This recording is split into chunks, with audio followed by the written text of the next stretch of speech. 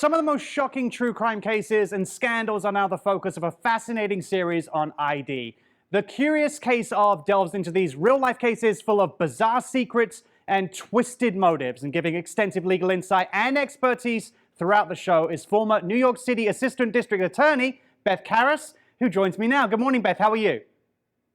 Good morning. I'm just fine. And you? I'm good, thank you very much. You have to excuse me. Anytime I see you, I feel like I'm under some kind of cross-examination. I need to be careful with my words, so I'll start off on the right track. For those new to the show, how would you best describe it? It is a departure from the typical crime series, which involves a lot of murder, one or more. It's a look at twisted criminal stories that don't involve an autopsy report. And sometimes you don't really know what the truth is. Other times, it's just a head scratcher on how could this happen? How could someone do this? So we just took a look at weird stories that are twisted. Yeah, I mean, they really are some bizarre stories from people impersonating, pretending they've died and come back to life. I mean, the list is endless, but has there ever been a moment on the show where you felt more like a detective rather than a legal analyst? Oh, yeah, a lot of times I do. And that, of course, started in, I used to be a prosecutor, right? So you're always investigating. But in the Natalia Grace story, we were investigating throughout each season, trying to get to what the truth really is. And our heads were like spinning constantly in that story. And this is a spinoff of Natalia Grace. So yes, there are times when we're digging deep, investigating to try to get to the truth. I was doing that in the Bambrough series and Nick Rossi. I mean, in a number of them. Yeah, why do you think we're all so obsessed with these kind of cases and stories as a general public?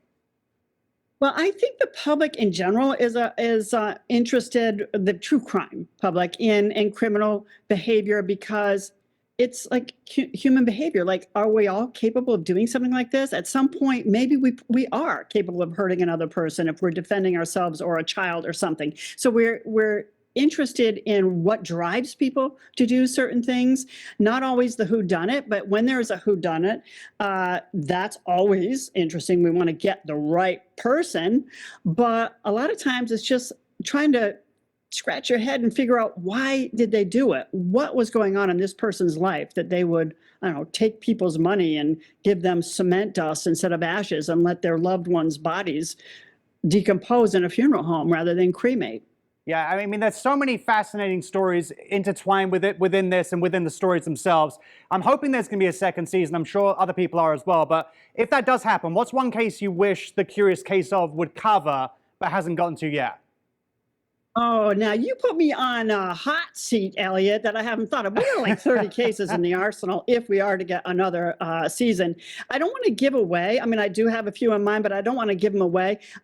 I have covered so many stories, though, that I can't pick one out of thin air right now. There are a lot, though. Let me tell you, you don't have to have a dead body to have an interesting crime story. Yeah, you can have an attempt to poison someone, or somebody's poison who came through it. That's the only teaser I'm going to give you. Beth, you've given legal analysis on so many high-profile cases, from O.J. Simpson to Natalia Grace and Jodi Arias. Is there one that still makes your head spin?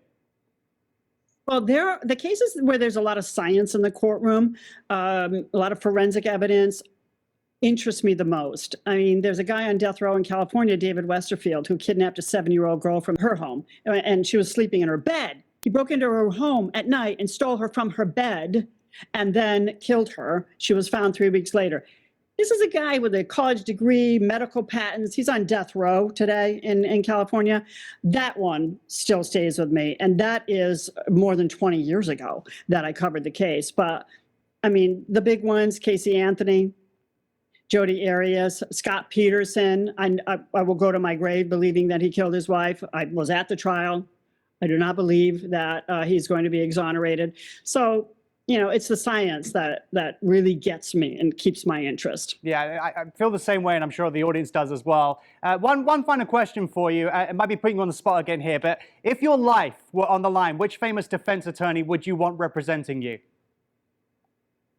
Alan Jackson or Tom Mesereau, both in California. Although there's good lawyers in New York too, but those are two great lawyers, and I've watched them both. Alan Jackson was a prosecutor. He prosecuted Phil Spector. He's a defense attorney today, but Tom Mesereau is great too. Okay, well, I'll get them on speed dial for you, Beth, in case anything happens. Thank you so much. Thank you so much for joining us this morning. Seriously, the show is fascinating, and we're absolutely loving it here on the show. Thank you very much for having me. It's a pleasure. Now, there are still 2 new episodes to come of The Curious Case of, which airs Mondays at 10 on ID, focusing on Jodie Hildenbrandt and the Doomsday Cat cult. And you can also stream episodes on Max.